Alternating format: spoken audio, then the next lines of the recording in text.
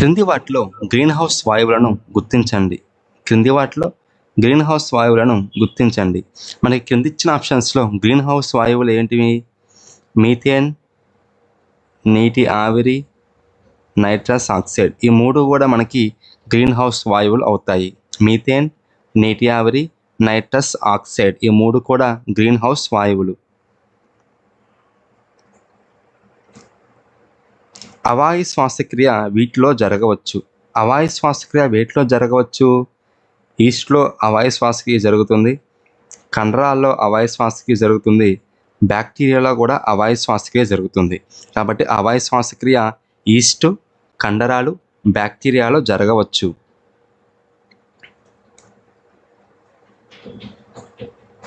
పిండి పదార్థాలు మరియు ప్రోటీన్ల జీర్ణక్రియ వరుసగా ఈ భాగాలలో ప్రారంభమవుతుంది.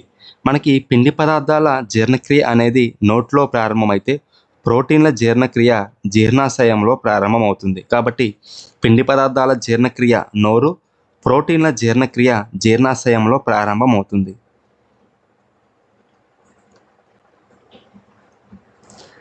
క్రింది వాటిలో సరైన వాక్యాన్ని గుర్తించండి. క్రింది వాటిలో సరైన వాక్యాన్ని గుర్తించండి. మనకి సరైన వాక్యం ఏమిటి? 4th ఆప్షన్ అనేది సరైన వాక్యం. దారువు మరియు పోషక కణజాలాలు కలిసి ప్రసరణ కణజాలాలను ఏర్పరుస్తాయి. దారువు మరియు పోషక కణజాలాలు కలిసి ప్రసరణ కణజాలాలను ఏర్పరుస్తాయి. ఫస్ట్ ఆప్షన్ చూడండి. దారువు అనేది ఆహారాన్ని రవాణా చేస్తుంది అన్నాడు. దారువు నీటిని రవాణా చేస్తుంది. పోషక కణజాలం అనేది నీరు, లవణాలని రవాణా చేయదు. పోషక కణజాలం అనేది ఆహార పదార్థాలని రవాణా చేస్తుంది. దారువు నీరు, లవణాలు రవాణా చేస్తే పోషక కణజాలం ఆహారాన్ని రవాణా చేస్తుంది. మూలకేశాలు నేల నుండి ఆహారాన్ని శోషిస్తాయన్నాడు. ఇది సరికాదు. మూలకేశాలు నేల నుండి నీటిని సేకరిస్తాయి. మూలకేశాలు నేల నుండి నీటిని సేకరిస్తాయి.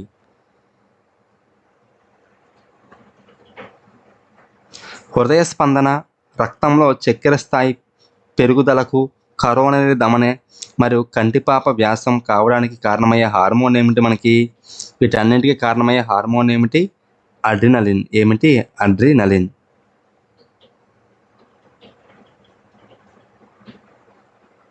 బ్యాక్టీరియా వల్ల కలిగే వ్యాధిని గుర్తించండి. కింది వాటిలో బ్యాక్టీరియా వల్ల కలిగే వ్యాధి ఏమిటి? మనకి టైఫాయిడ్ అనేది బ్యాక్టీరియా వల్ల కలుగుతుంది. పోలియో, మలేరియా, హెపటైటిస్ అనేది వైరస్ వల్ల కలిగే వ్యాధులైతే టైఫాయిడ్ అనేది బ్యాక్టీరియా వల్ల కలిగే వ్యాధి. చీమలో ఉండే ఆమ్లం ఏమిటి? చీమలో ఉండే ఆమ్లమే ఫార్మిక్ ఆమ్లం. చీమలో ఉండే ఆమ్లమే ఫార్మిక్ ఆమ్లం.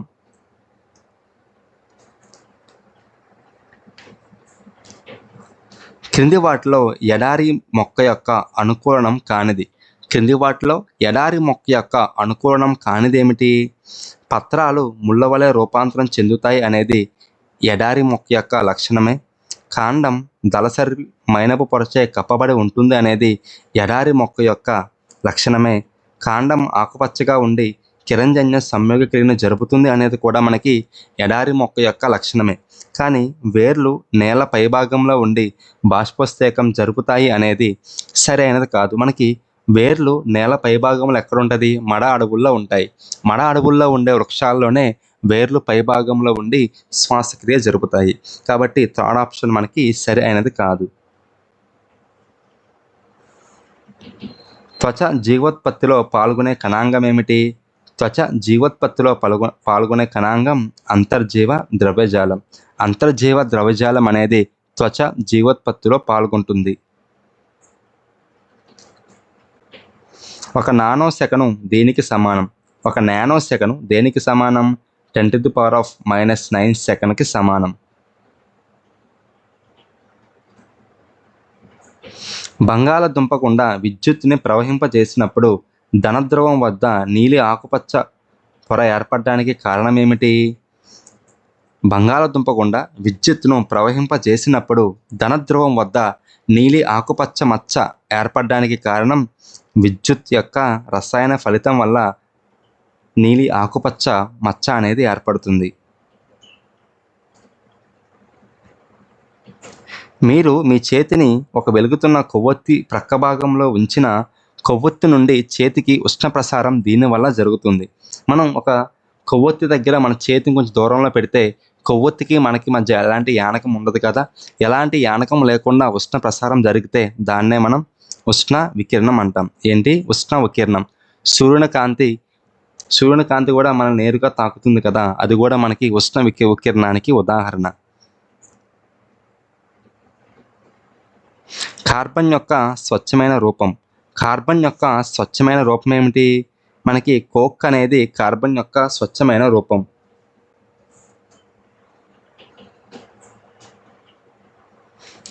ఈ 2 గ్రహాల మధ్య అధిక సంఖ్యలో గ్రహ శకలాలు ఉన్నాయి.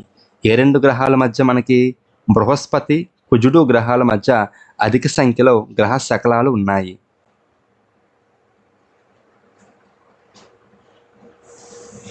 క్రిందిచ్చిన ప్రకటనలు చదివి సరైన సమాధానం ఎంచుకుందాం. ఆడవారి స్వర పౌనపుణ్యం మగవారి స్వర పౌనపుణ్యం కంటే తక్కువ. సరైనదే. ఆడవారి స్వర పౌనపుణ్యం మగవారి స్వర పౌనపుణ్యం కంటే తక్కువ. సరైనదే. ఆడవారి స్వరతంతువుల పొడవు మగవారి స్వరతంతువుల పొడవు కంటే తక్కువ అన్నాడు. కానీ ఆడవారి స్వరతంతువుల పొడవు అనేది మగవారి స్వరతంతువుల పొడవు కంటే ఎక్కువగా ఉంటుంది. కాబట్టి మనకి ఏ మాత్రమే సరి అయినది, ఆర్ సరికాదు.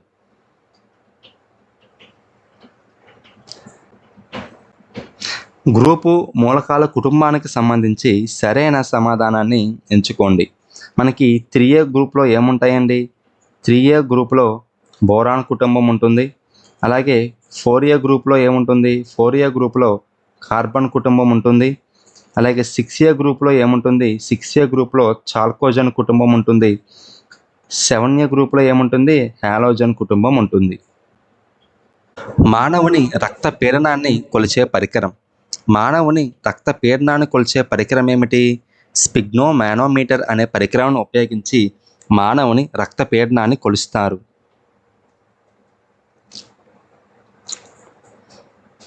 స్త్రీలలో మోనోపాజ్ వయస్సు. స్త్రీలలో మోనోపాజ్ వయస్సు ఎప్పటి నుంచి ఎప్పటి వరకు అండి? 45 సంవత్సరాల నుండి 50 సంవత్సరాల మధ్యలో మోనోపాజ్ వయస్సు.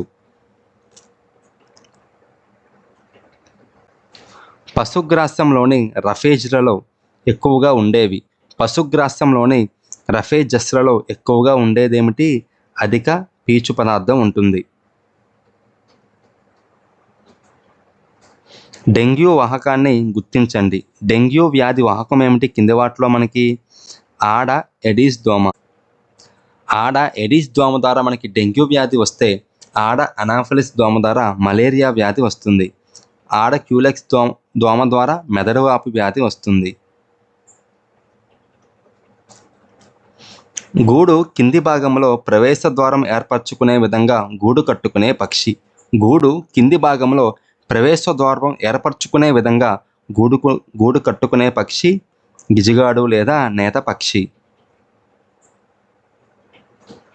గైడ్స్ ఆఫ్ యానిమల్ గ్రంథ రచయిత ఎవరు? మనకి గైడ్స్ ఆఫ్ యానిమల్ గ్రంథ రచయిత అరిస్టాటిల్.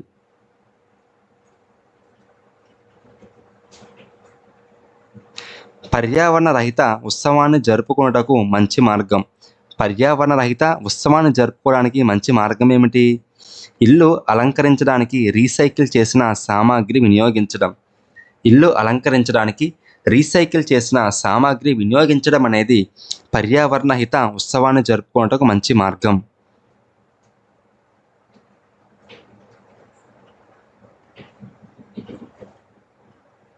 ప్రకటనల ఆధారంగా సరైన సమాధానం ఎంచుకోండి.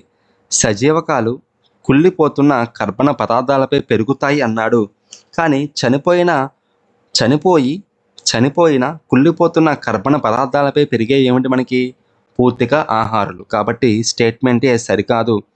పుట్టగొడుగులు సహజీవనానికి ఉదాహరణ అన్నాడు. ఇది కూడా మనకి సరైనది కాదు. మనకి సహజీవనానికి ఉదాహరణ ఏమిటి? లైకెన్లు అనేవి మనకి సహజీవనానికి ఉదాహరణ. పుట్టగొడుగు ఏమిటి? పుట్టగొడుగు అనేది మనకి పూర్తికాహార మొక్క. మెడభాగంలో ఉండే అంతఃస్రావి గ్రంథి.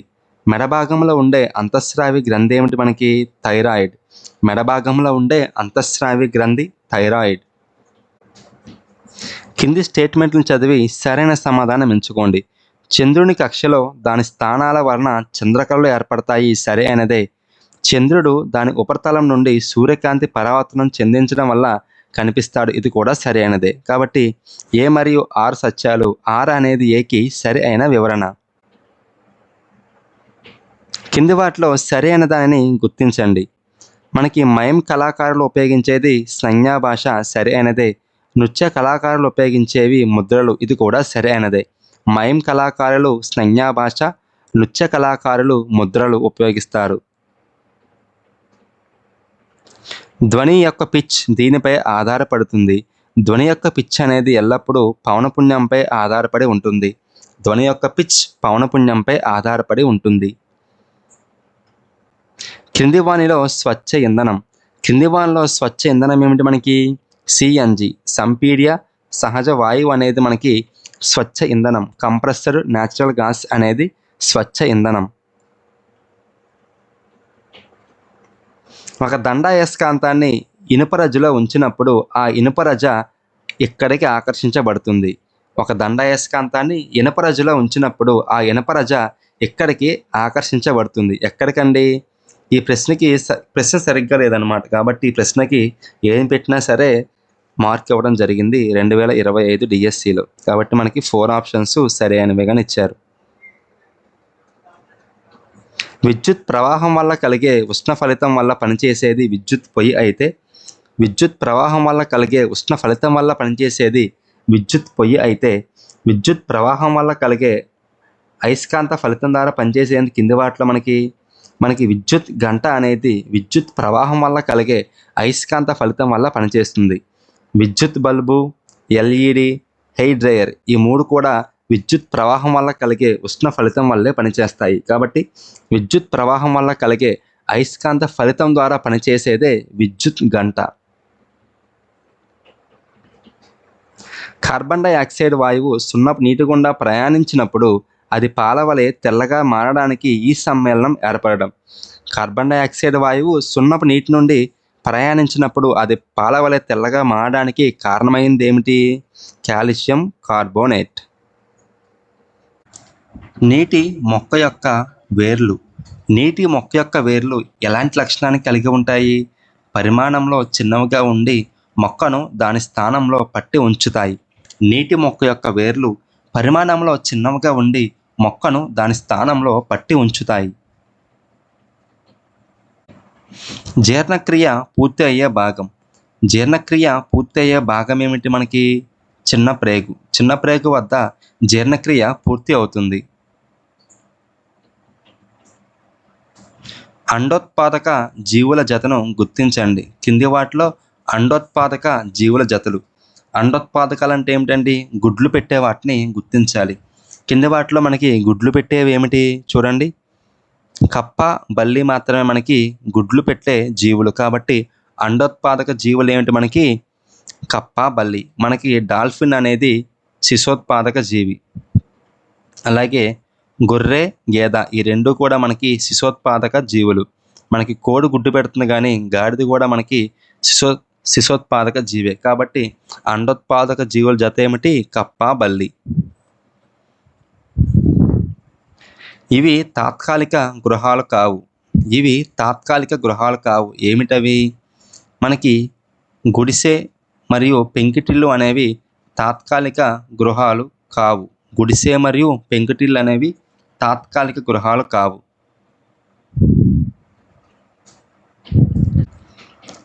కింది వాటిలో జీవ నత్రజని స్థాపకాలు. కింది వాటిలో జీవ నత్రజని స్థాపకాలు ఏమిటి? రైజోబియం అనేది జీవ నత్రజని స్థాపకాలు. నీలి ఆకుపచ్చ శైవలాలు కూడా మనకి జీవ నత్రజని స్థాపకాలు. వీటిని మనం బయోలాజికల్ నైట్రోజన్ ఫిక్సెస్ అంటాం. ఏమిటవి? రైజోబియం, నీలి ఆకుపచ్చ శైవలాలు. సెబేషియస్ గ్రంథుల ద్వారా స్రవించబడే శవంలో ఉండని పదార్థాలు.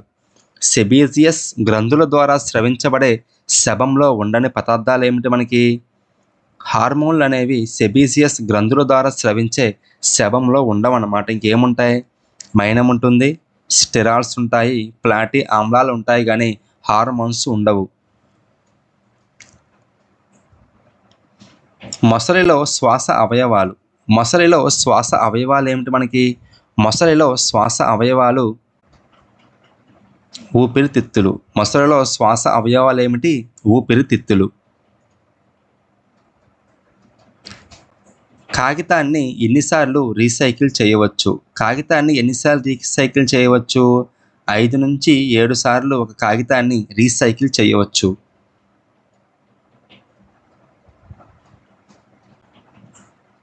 ఆమ్లజని రహిత రక్తం కలిగి ఉండే మానవ గుండె యొక్క భాగం.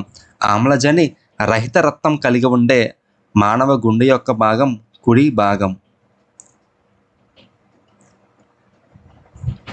ప్రయోగశాల థర్మామీటర్ నందు కనిష్ట విలువ. ప్రయోగశాల థర్మామీటర్ నందు కనిష్ట విలువ ఏమిటి? -10 డిగ్రీ సెంటీగ్రేడ్ అనేది ప్రయోగశాల థర్మామీటర్ నందు కనిష్ట విలువ.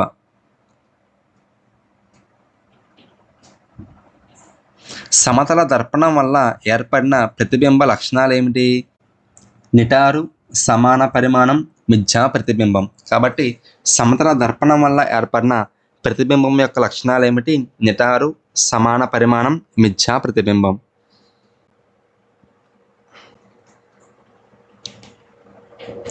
రాము తన ఇంటి నుండి 0.45 కిలోమీటర్ల దూరంలో గల పాఠశాలను చేరుటకు 15 నిమిషాల సమయాన్ని తీసుకుంటాడు.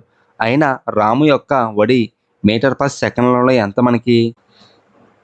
వడి ఎంత మనకి? 0.5 మీటర్ పర్ సెకండ్.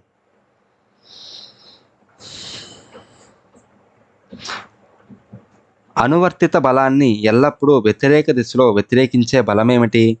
అనువర్తిత బలాన్ని ఎల్లప్పుడూ వ్యతిరేకించే బలమే ఘర్షణ బలం. అనువర్తిత బలాన్ని ఎల్లప్పుడూ వ్యతిరేకించే బలమే ఘర్షణ బలం. ఒక వస్తువు 2 నిమిషాల్లో 20 సార్లు కంపించిన దాని పౌనపుణ్యం ఎంత?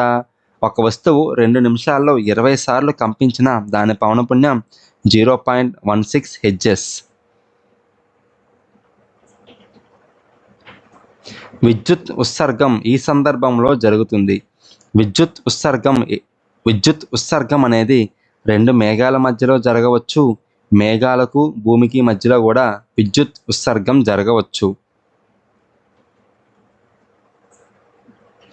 జంతువుల భావ వ్యక్తీకరణలో సరికాని విధానాన్ని గుర్తించండి. జంతువుల భావ వ్యక్తీకరణలో సరికాని విధానాన్ని గుర్తించండి.